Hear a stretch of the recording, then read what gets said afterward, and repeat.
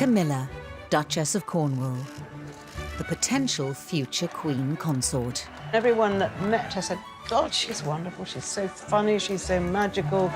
On the surface, a conventional royal partner, always destined to be by Charles's side. Did he get down on one knee to propose?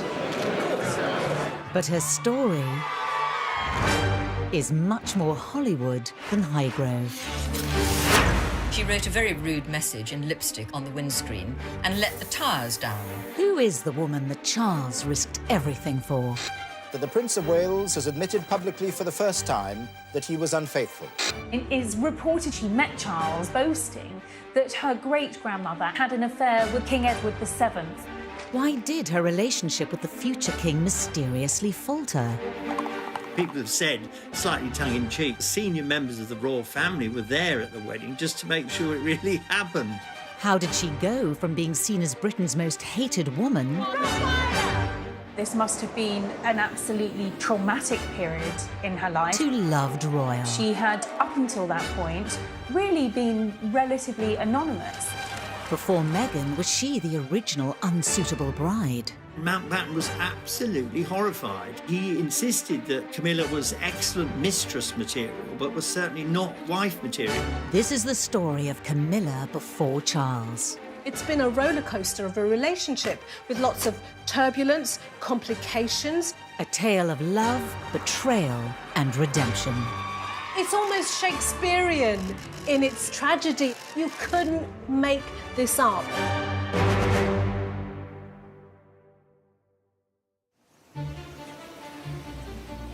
May 1989. The Aegean Sea just off the Turkish coast. A prince and his former girlfriend are sunbathing on a boat. They think they're not being watched, but the paparazzi were there, and the implications will send shockwaves through the House of Windsor. There were photographs of Charles and Camilla in a launch in a speedboat together. Charles was shirtless, topless in his swimming trunks, and it was quite striking, and those really were the first time that the wider public and the media began to wonder whether there was something going on. Many were now asking if Charles and Camilla had rekindled their relationship. It was a rather reckless thing to do when Charles was still a married man. And it was a reckless thing to do because it pushed Camilla right there in the spotlight. In public, Charles doesn't comment on the rumours. But a 1989 transcript of a phone conversation between the two reveals intimate details of their mutual affection.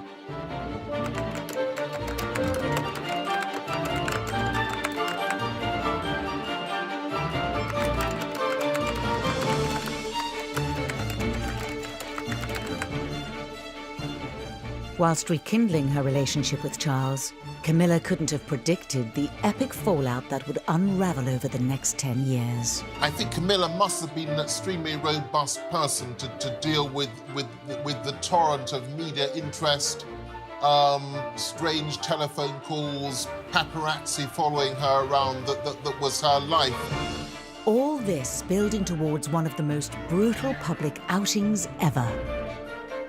Do you think Mrs. Parker Bowles was a factor in the breakdown of your marriage? Well, there were 3 of us in this marriage, so it was a bit crowded.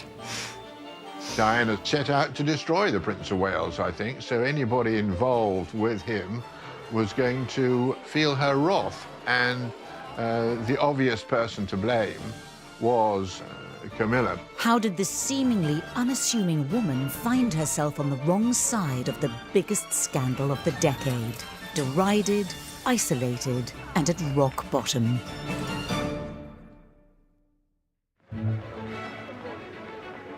The story starts 8 years earlier with a wedding that mesmerised a nation. I mean, here we had the Prince of Wales, a rather dashing and glamorous figure himself then, known as Action Man in the popular press, and this extremely striking and beautiful young woman. And the whole country got swept up in it. Lady Di, did you wave?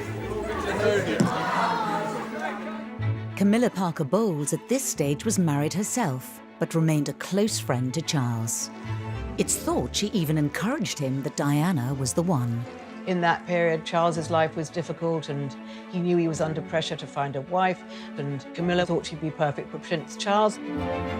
But before the wedding had even taken place, there were signs the prince and his future bride may not have been the perfect match it initially seemed. If you look back at that engagement interview, you can see that they're really not at ease in each other's company at all. They're not a tactile, loving couple. I mean, Charles just simply can't bring any emotion to the interview. Can you find the words to sum up how you feel today, both of you? Difficult to find the right sort of word, isn't it, really? Just delighted and happy. And I'm amazed that she's been brave enough to take me on. And I suppose in love. Of course. Whatever in love means. Whilst reportedly encouraging the marriage, that was as far as it went, according to some royal observers. Camilla might have been the older woman who had dated the prince before Diana and who was in a good position to give Diana some counsel in those early days. It didn't happen like that. Charles and Camilla had met 10 years earlier through a mutual friend. The first time when they met in 1972, they had a brief romantic relationship. It only lasted for about 6 months. Camilla married Andrew Parker Bowles. The second phase of their relationship was when she was married to Andrew. Prior to the wedding to Charles, had Diana known how close Charles and Camilla had truly been? Were there warning signs? Shortly before his wedding, Charles wanted to thank a number of women who'd been very kind to him over the years of his bachelorhood, and Camilla was one of them. Diana found this bracelet that Charles had specially made for Camilla. It had the initials GF on it, and she immediately realized that this was for Camilla. And Diana was said to be aware of the nickname Charles had for Camilla. When Prince Charles was growing up, very, very popular show on the radio was The Goon Show. There were two characters in it called Gladys and Fred, who were like lovers. And these were the nicknames from very, very early on that Charles and Camilla gave each other. It really, hurt her. And she became obsessed. She became obsessed with Camilla. The wedding went ahead on the 29th of July, 1981. Watched by a global television audience of 750 million people. Probably the most flamboyant wedding anywhere in the world in the last century. I mean, an extraordinary spectacle. And in the congregation, Camilla Parker Bowles. And Diana knew that she was there. The history that Camilla had with the man that she was about to marry, and it's quite poignant, I think, that out of the thousands of people in St. Paul's, it was Camilla who Diana zoned in on. From Camilla's point of view, she's now watching a man she's been in love with for a very long time walking down the aisle in this fairy tale, happily ever after story. And for her, she must have had a huge mixture of emotions. How are you enjoying married life? Highly recommend. Diana naively believed that as a result of the marriage, the mistress would fade away and we'd all live happily ever after. But of course, that never happened. And contrary to what a lot of people have said, a lot of commentators have said, Camilla didn't go away.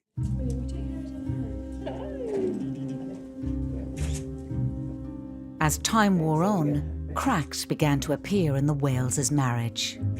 After the birth of Harry, the marriage really had started to unravel and go down very quickly. I mean, part of the problem was Camilla. In Diana's mind, Charles had never really given her up. She was a constant presence. By the end of the 1980s, the Wales's relationship was in serious trouble. And I think Charles was so unhappy that he started, pouring his heart out more and more and more to Camilla, and then, then they rekindled their romance. At this stage, it would have been well known to Charles's innermost circle of friends, certainly the social circles that he mixed in, that Camilla was back on the scene. And, Diana had her suspicions. 1989, Ormley Lodge, Richmond. Diana and Charles attend Camilla's sister's birthday party, and suspicion is about to turn to confrontation. There was this extraordinary atmosphere that once we'd arrived, Diana arrived, and of course there were the friends of Camilla and indeed her sister. Ken Worf was Diana's bodyguard and was there on the night. About an hour and a half later that Diana's voice was heard along the corridor near the kitchen where I was actually sat, shouting my name. And she said, "I just can't find my husband or Camilla."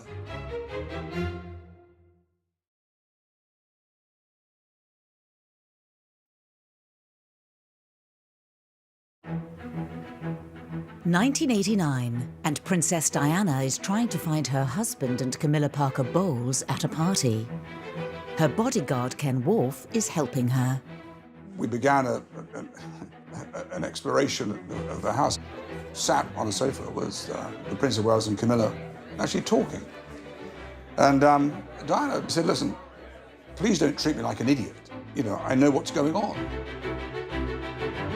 There was no attempt by Camilla to deny Diana's allegations. Diana didn't have any proof, but she had a hunch. So they, and all hell was going on upstairs because everyone was saying, "Gosh, Diana and Camilla are having a confrontation downstairs," and Charles knew that this was, this was the moment to leave. But of course, on the return journey home, nothing was said in the car. That really was the beginning of the end of the Wales' relationship. It is announced from Buckingham Palace that, with regret, the Prince and Princess of Wales have decided to separate. After the separation, Charles and Camilla's relationship remained in the shadows, until Princess Diana goes on the offensive. Well, then in the summer of 1992, which was the Annus Horribilis, Andrew Morton's book was published. This was the moment when Camilla was absolutely 100% outed as being, the mistress of the Prince of Wales. The book, serialised in the Sunday Times today, claims it was the prince's indifference to his wife that caused her chronic depression and 5 separate suicide attempts. The first time she had press camped outside her home, this must have been an absolutely traumatic period in her life. She had, up until that point, really been relatively anonymous. She's out. Here. Her name was out, and she was going to have to live with this label of mistress, adulterer, marriage wrecker. But worse was to come. In January 1993, the People newspaper published the transcripts of the conversation between Charles and Camilla, first recorded in 1989. It was hugely embarrassing because it was almost lavatorial in its descriptions of their love for each other, what they wanted, how they longed for each other. With their reputations in freefall, in June 1994, Charles takes part in an unprecedented interview. Did you try to be faithful and honourable to your wife when you took on the vow of marriage? Yes, absolutely. And you were? Yes. Until it became irretrievably broken down. Mrs. Parker Bowles is a great friend of mine. Once again, it thrust Camilla in the eyes of the world. It made her marriage with Andrew Parker Bowles that much more difficult. It was out there in the open. But Charles's interview was just the curtain raiser for the interview Diana gave Martin Bashir a year later. I wonder whether Camilla knew in that moment exactly what had happened to her, and I think it would have hit her so hard that from now on, she's public property and public enemy number one.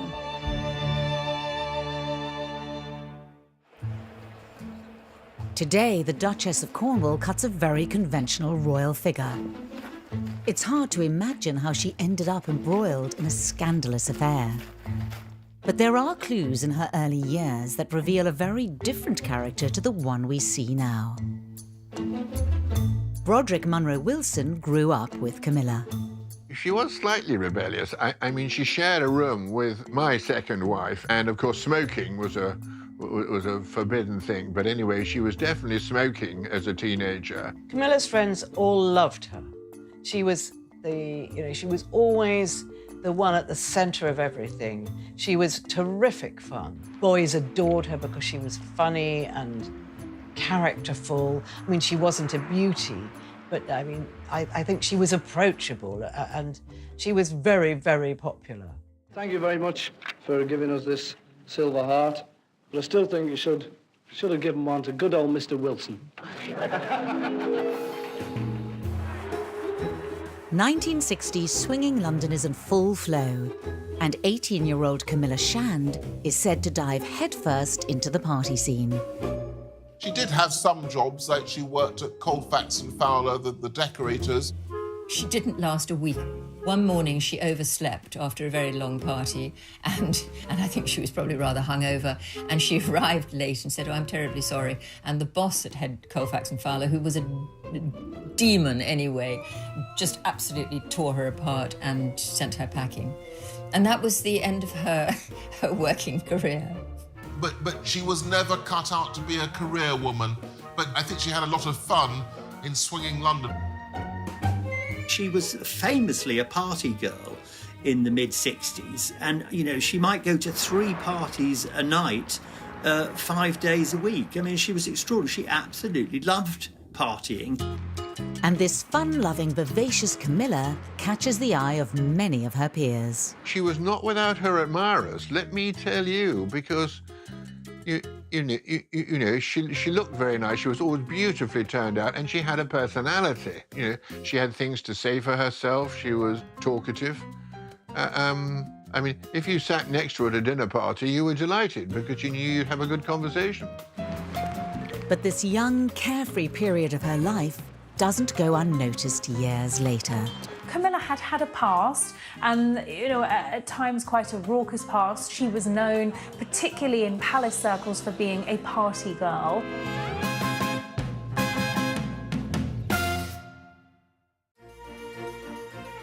In fact, Camilla's family's reputation went back many, many years.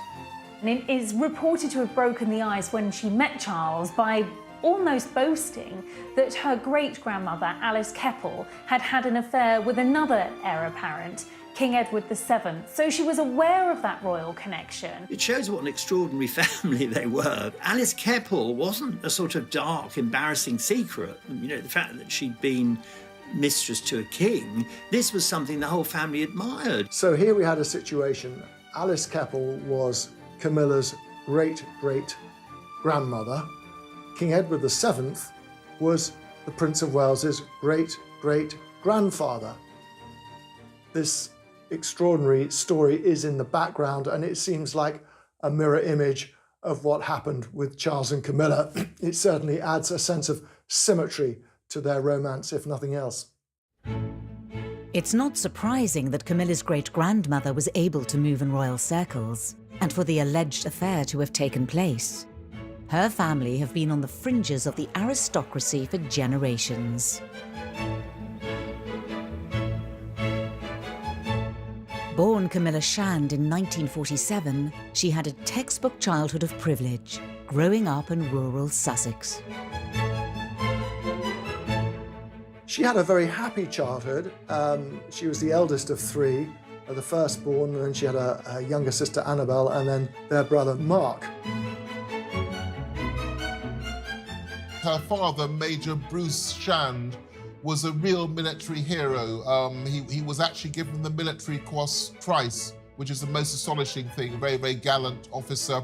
Her mother was from a very, very wealthy family called the Cubitt family.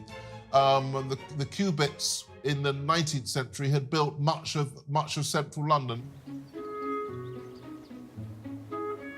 She lived about 15 miles from me.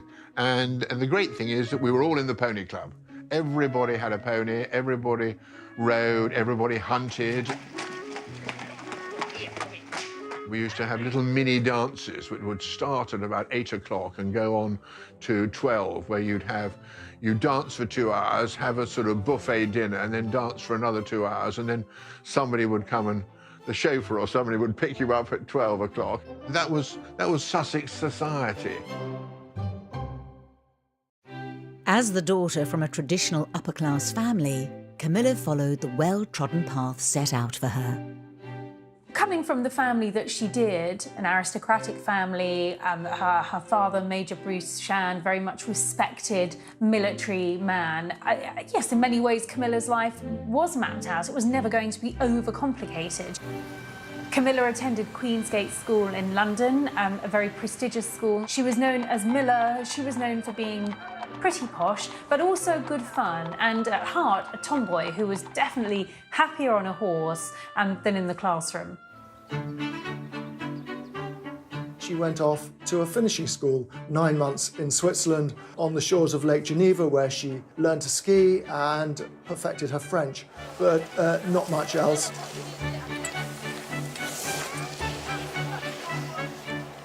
There was no emphasis at all on doing well academically. I think Camilla got 1 O-level because she was taught to get out of a car while keeping her knees together. I mean, they really walked around with piles of books on their heads so they would walk beautifully because they were being trained to be wives. And at this time, the question of who would be good to marry within this world of wealth, money and privilege was obvious. A member of the royal family would be the ultimate catch. I think society was more hierarchical, really, right up until the 1970s and the 1980s, and it's hard to realise how powerful the class system was in Britain in that era, especially at those echelons of society. I think it was always expected that she was going to marry someone that would either give her a title or at least a double-barreled name, and that she was going to marry up into those aristocratic circles. But was this the life for Camilla? Did she want to marry a duke or an earl? I don't think she especially did. She had a number of early boyfriends who weren't aristocrats. She had no particular ambitions to marry up. The 25th of March 1965. It's Miller Shand's debutante party. The party turns out to be a landmark moment in her life. She had a coming out party at Cersei's, which is just behind Harrods, which was one of the fashionable places to do it. The rite of passage, again, for this kind of upper-class English family would have been that their daughters would go through the debutante season. And that meant that they would go to loads and loads of parties and have loads of drinks and lots of food and meet lots and lots of men, maybe a potential husband. And that was the whole idea. At Camilla's party, she's introduced to a striking young man. She was then 17 when she first clapped eyes on Andrew Parker Bowles, who was a rather dashing army officer, about 7 or 8 years older than her. I think Andrew Parker Bowles was what's known as a Deb's delight. So a Deb is a debutante, an attractive upper-class girl interested in meeting somebody interesting and well-established. And Andrew was your kind of perfect person to have at such a party. Very, very lively, although he had a bit of a colourful reputation, Andrew. But he was a very, very attractive and handsome man, a real catch. Romance blossomed between the two. Had Camilla found her perfect match? Camilla was the one that got him. I think she thought that she knew his reputation, she knew what he was like. But I think she thought that she could tame him. But sadly, of course, she couldn't.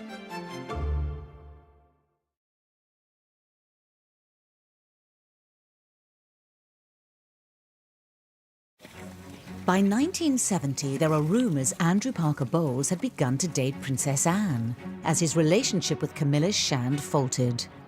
Andrew didn't necessarily finish with one girlfriend and then move on to the next. he had dated Princess Anne, of all people, and I think it overlapped with Camilla to some extent. A year later, Camilla was introduced to Prince Charles by a mutual friend, Lucia Santa Cruz. Lucia knew exactly what the situation was with Andrew Parker Bowles and Camilla, and she didn't think her friend was being treated properly. So she decided that it would be a good idea to introduce Camilla to Charles. Andrew Parker Bowles was often away on army tours. They took him all over the world, to Northern Ireland, of course, at that time, too. And in 1972, Charles was on terra firma. He had by then been spending time in the Navy, but he was doing a long posting in the UK. That with Andrew away, it sort of cleared the way for the two of them to spend a lot of time together. Charles actually himself told me a wonderful story about going out with a girl who was obviously Camilla, and he really wanted to impress her. So he ordered the most expensive bottle of wine on the menu. And Charles just sort of moved his hand and knocked the whole bottle over. And he said he was so humiliated trying to impress this girl and then knocking over this expensive bottle of wine. I think what attracted Charles to Camilla was the fact that she was not overawed by him at all. The fact that she was going out with the Prince of Wales, you know, he could have been Joe Bloggs. She didn't care. He loved the fact that Camilla was fun and could be a bit frivolous and carefree. She was very different to the other debutantes on the scene at the time, and certainly some of the women that Charles had been linked with. And she was something of a breath of fresh air. And when they did start dating, Charles was, you know, absolutely blown away by her. I think that storyline is really well captured in the Crown, where you can see that he falls for her very, very heavily. In episode 9 of series 3, Prince Charles' feelings for Camilla were portrayed in this heartfelt and moving scene. And there's a feeling I've never had before. A sense of safety and belonging. And all that loneliness having vanished. It was all rather miraculous. I think you are miraculous. During 1972, the relationship is said to have blossomed. Camilla went down to Broadlands on several occasions during those 6 months and had lovely weekends with Charles there. They were both very horsey. They both, you know, they had a lot in common, Charles and Camilla. But some commentators say their relationship came under scrutiny by senior members of the royal family, including his mentor and one of the closest people to him, his great-uncle, Lord Mountbatten. Charles had discussed the possibility of turning this intense relationship with Camilla into marriage, and Mountbatten was absolutely horrified. He insisted that Camilla was excellent mistress material, but was certainly not wife material, that it was impossible. Why would Camilla Shand, an educated woman from a privileged family who moved in the right circles, be deemed unsuitable for the future king? Mountbatten, his view was that whoever he married, if they weren't royalty themselves, then they should be of very noble birth, and however well-born Camilla was, she wasn't a member of the aristocracy. But the bigger problem was that everyone, from Mountbatten up to the Queen, was terrified that she had a past. She had too many pasts.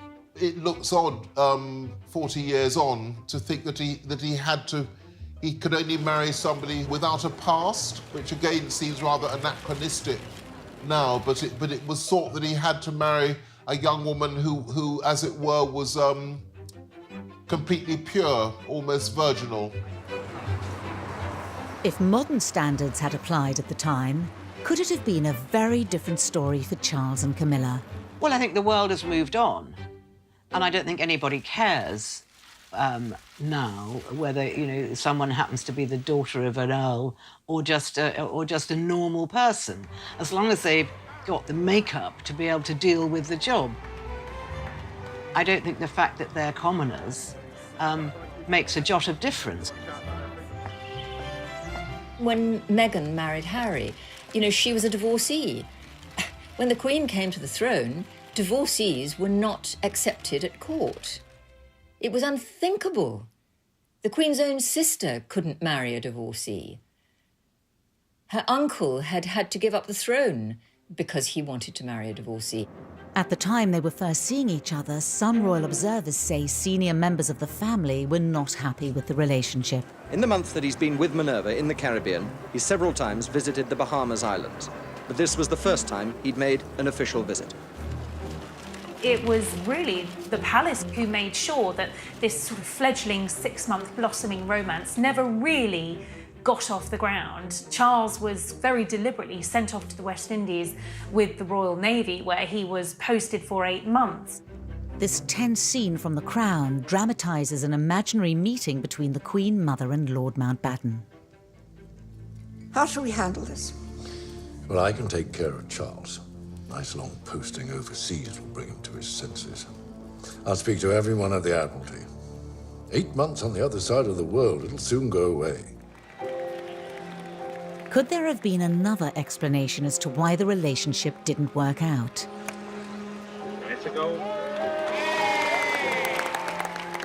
At this time, Charles was said to be an unsure figure himself. Did he simply not take his chance and propose? Charles never told Camilla how he felt. I'm sure she was aware of how he felt when they were together for those 6 months, but he never expressed it. He certainly never discussed marriage with her. Whatever the truth, the fact was Charles was now over 4,000 miles away, and 3 months later he receives a letter that will turn his world upside down. He was on a long tour of the Caribbean islands when he received a letter from Camilla that she was and had accepted Andrew Parker Bowles's proposal of marriage, and that they were going to marry that summer. He was absolutely devastated, heartbroken. He realised quite literally that he had missed the boat with Camilla, and he wrote to say how regretful and how sorry he was at the demise of what he called a peaceful and happy relationship, which I think indicates quite clearly that he did have something special with Camilla. He had something with her that he didn't have with anyone else. With their romance seemingly over, Camilla fell back into the arms of Andrew Parker Bowles, and the start of a journey into years of a complicated and unfaithful marriage. Their marriage was very, very happy in the beginning. It's just that Andrew couldn't keep his trousers on. She wrote a very rude message in lipstick on the windscreen and let the tyres down.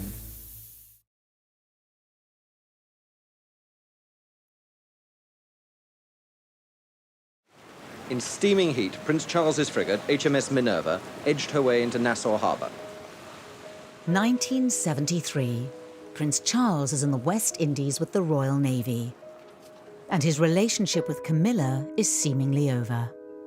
I don't think Camilla quite realised the depth of Prince Charles's feelings for her. I think she thought, you know, he's too young for me, he can't marry me, I need to get on with my life. And anyhow, I'm in love with Andrew Parker Bowles, and that's the man I want, and that was the man she got. And the difference between the two couldn't be more striking. You've known Prince Charles for a very long time, haven't you? What sort of person is he? Well, you know as well as I do. Everyone knows he's a marvellous leader and a marvellous man. I've heard the quote that Camilla said that however much she admired and felt love for Charles, is it possible to love two men? I think the answer for her would have been yes, Camilla, it is, because Charles and Andrew were so different. Andrew found it difficult, certainly at that stage, to live without her. She was similar to him, similar interests, very exciting, a brilliant conversationalist. And she loved him with a sort of, you know, an intense passion. I always feel rather rotten saying this, that Charles wasn't very sexy. Andrew was a very, very promising guards officer. Some people thought he was a bit of a name dropper, a bit of a snob, but he always struck me as absolutely charming. I think that what Camilla wanted, a lifelong commitment from somebody, and a career officer who in some ways was in the image of her father, seemed perfect at the time. Whilst Andrew might have been more alluring than Charles, Camilla had to contend with his party boy reputation. He had a string of girls who were all, you know, very happy to be in his stable, if you like. She knew his reputation, she knew what he was like, but I think she thought that she could tame him. I was certainly witness to the fact that Andrew Parker Bowles was a popular boy, and no doubt about it. Virtually everybody at some stage or other was joined at the hip with Andrew Parker Bowles. There was one occasion before they were married when she was walking home one night and she saw Andrew's car parked outside one of her friend's flats and knew exactly why it was there. And so she wrote a very rude message in lipstick on the windscreen and let the tyres down. So she wasn't a complete doormat. Despite any concerns, on the 15th of March 1973, it was announced in the Times Camilla and Andrew were engaged to be married. I think he was forced into the proposal because he was very aware that Camilla was seeing Prince Charles. And I think he genuinely feared that if he didn't pull his finger out and make an honest woman of Camilla, he might actually lose her. He wanted Camilla to be the mother of his children. He could see a future with her. News reaches Charles over 4,000 miles away that Camilla is engaged. According to insiders, he took drastic action and fired off several letters. He wrote to Camilla and pleaded with her to reconsider, but I think by this point it was just too late. She was, I think, his first real love. And when you fall first, sometimes you fall hardest. Major and Mrs. Shand, Your Majesty, and Mr. and Mrs. Parker Bowles. And the imagined reaction of the royal family to Camilla and Andrew's relationship was dramatised in this gripping episode of The Crown. You're probably wondering why I've invited you all here this afternoon. It's a slightly delicate matter. Something of an imbroglio involving your son, Derek, your daughter, Mrs. Shand, and my grandson, the Prince of Wales. The families have been spoken to. A date has been set for Camilla to be married to the Parker Bowles boy. Good. There's no evidence of how the news of Camilla's future marriage actually played out within the royal household. Regardless, Andrew and Camilla's wedding took place at Guards Chapel in London. It was dubbed the Society Event of the Year. There were members of the royal family there. The Queen was there, the Queen Mother, Princess Margaret and Princess Anne. People have said, slightly tongue-in-cheek, that the senior members of the royal family were there at the wedding just to make sure it really happened. There was this enormous relief in royal circles. This Camilla problem had now gone away for good. It was a very glamorous occasion. Of course, the one figure who wasn't there was the Prince of Wales. He was on his ship, and he wouldn't have gone anyway because it would have been very hurtful for him to see the woman that he still loved being married to somebody else. It was a very, very significant event, and nobody would have thought this wasn't a marriage that was going to last for decades. Camilla and Andrew went on to have 2 children, Tom and Laura. Despite their history, Charles remained close to the young family. They managed to include Charles even in that intimate part of their lives by making him a godfather to Tom. Their lives were intertwined, particularly through polo and other social occasions. Charles was often to be found sitting cross-legged on the sitting room floor with his godson watching television or chasing the children around on his hands and knees. I mean, he was an essential part of their family. On the surface of it, the Parker Bowles' marriage seemed perfect, and Camilla was finally able to put into practice what she'd learned at finishing school.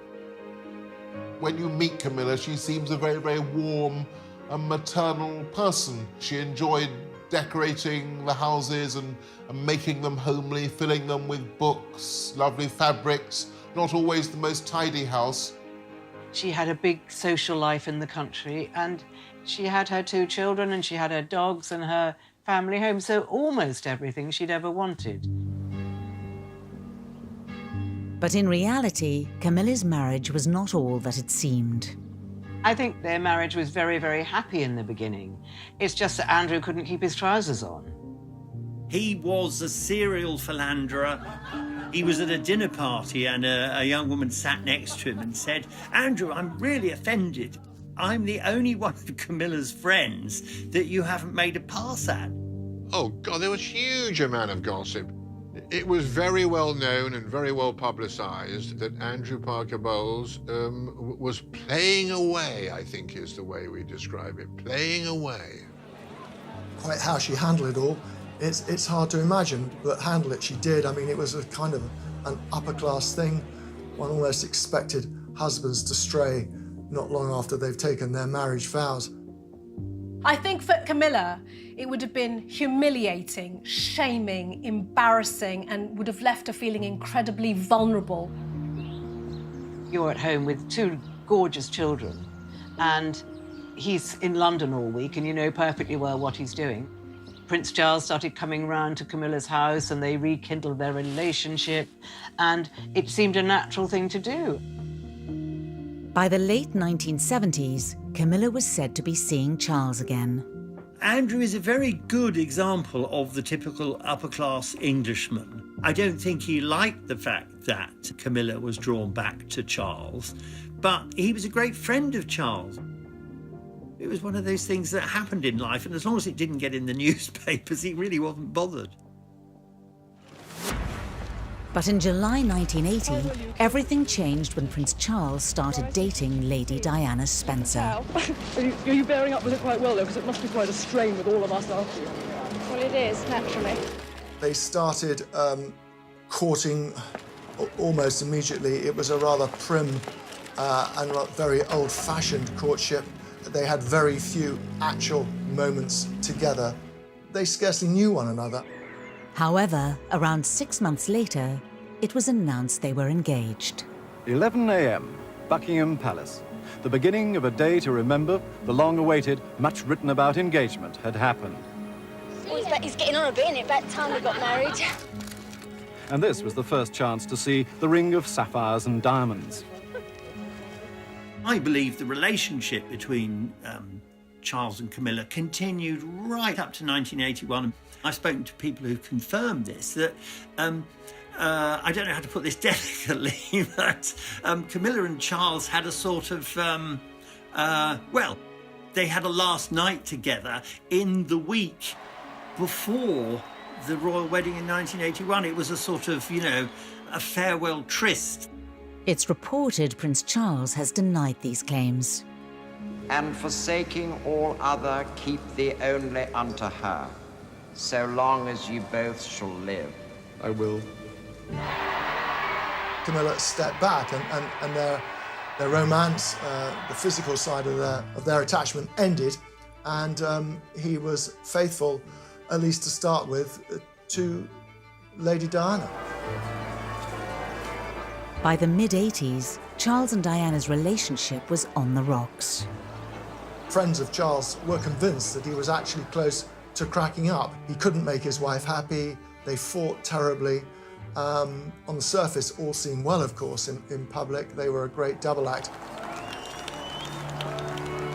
It wasn't long before Charles and Camilla's love affair was said to be reignited. It's always been given out that Charles and Camilla renewed their physical relationship around 1986. I think they were together in the physical sense and every other sense well before 1986. Come 1993, it all starts to unravel. The Prince of Wales has admitted publicly for the first time that he was unfaithful. Camilla Parker Bowles and her husband Andrew have decided to end their marriage of 21 years. Camilla becomes the story as the Wales's marriage crumbles. Camilla's poll ratings were abysmal. She was labelled a marriage breaker, a temptress and worse. For somebody who was private, who'd been a homemaker, a mother, she had to show great strength of character to get through that enormous intensity of media scrutiny. Camilla became the most hated woman in Britain, if not the world. She had photographers camped outside the family home. Camilla was suddenly famous, and she was famous for all the wrong reasons. She kept stum, you know, and was very, very dignified about it all. Diana was always finding a friendly journalist to tell her story. She never did that, and I think that's great credit to her. After Charles and Diana's divorce in 1996, Camilla's official introduction into Charles's life began. Charles had been very keen to try and ease Camilla into the public arena. He was tired of sneaking around, and so he employed a PR wizard called Mark Boland to help with this process and to try and rehabilitate the prince himself, because his reputation was in tatters. But a year later, everything ground to a halt.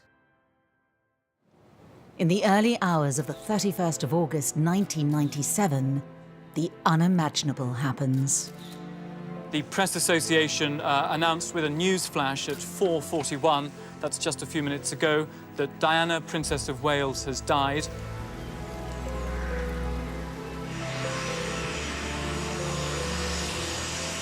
The argument ran that had Charles not betrayed his marriage vows, had he not abandoned Diana, then she would not have been travelling through Paris in the car of a playboy and ending up being killed. To be seen in public with Camilla would be a PR disaster for Charles. But now he needed her support more than ever before. Charles's first instinct was to pick up the phone to Camilla. And a desperate, desperate moment for him. There was Camilla at the end of the phone. It was a nightmare. It was a nightmare for her and a nightmare for him. But she has always been very reassuring. Publicly, it was a huge step back for Camilla. Her enduring battle with the press and public was resurrected, and she was catapulted into the centre of a storm like no other. Suddenly, the antipathy towards Camilla increased tenfold. Camilla retreated to the shadows once again, just where she'd been in the earlier 1990s. And that made the whole process of her coming out, as it became known as, that much slower and set everything back. She was basically a prisoner in her home, which was near Highgrove. But Charles asked his chef, to make food to Camilla and to take it over. So, and he obviously was speaking to her on the telephone, but he certainly did not see her during that time. Both Camilla and Charles would have completely understood that they had to keep their relationship on the down low. At this point now, Diana has passed into legendary status. Going public with it would have been the worst possible thing to do. But she was there for him in this most difficult, darkest moment in his life. But could Charles and Camilla have a life together after this and win over the British public? Rottweiler! I disapprove of the way Charles and Camilla treated Diana. It was despicable. Camilla arrived not knowing whether people were going to be standing there throwing rotten eggs at her. And she was terrified.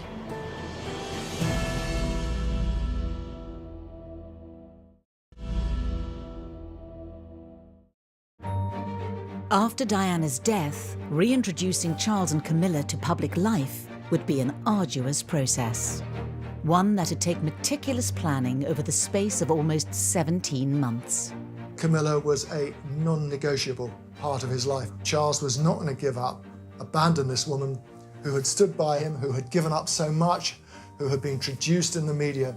He was determined that she was going to be with him through thick and thin. Camilla's relationship with the British public needed some serious nurturing. Decisive action was taken by the palace, and a plan was masterminded by Mark Bolland, who was now Charles's deputy private secretary.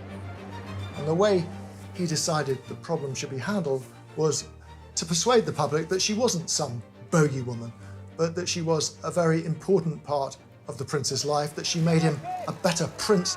Discretion still rules in the run-up to Charles's 50th birthday. Very gradually, she was brought out, and it was a supreme strategy.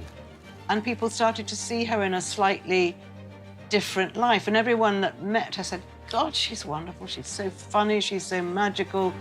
Word sort of started and spread. In January 1999, the planning came to fruition outside the Ritz Hotel in London. Around 200 members of the press get the picture they've all been waiting for. It was just extraordinary. It was like the whole sky lit up with flashbulbs. That moment sort of sealed the deal.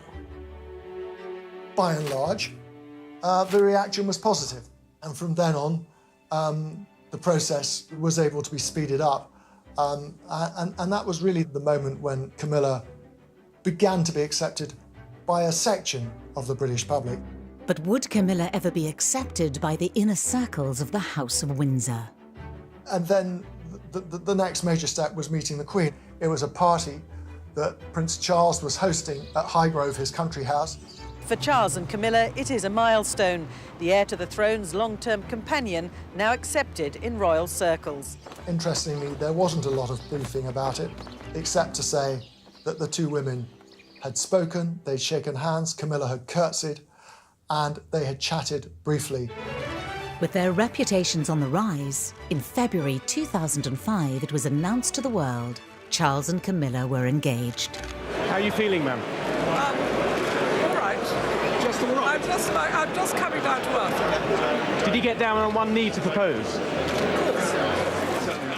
The proposal happened at Burkle on the Balmoral estate.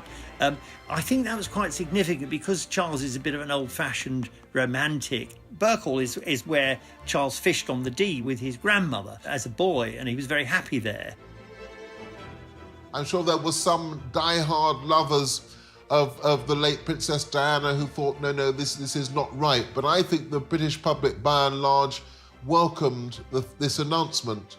On the 9th of April, thousands of people lined the streets of Windsor to catch a glimpse of the bride and groom. But had they really managed to win over the British public? I disapprove of this marriage today. I disapprove of the way Charles and Camilla treated Diana. It was despicable.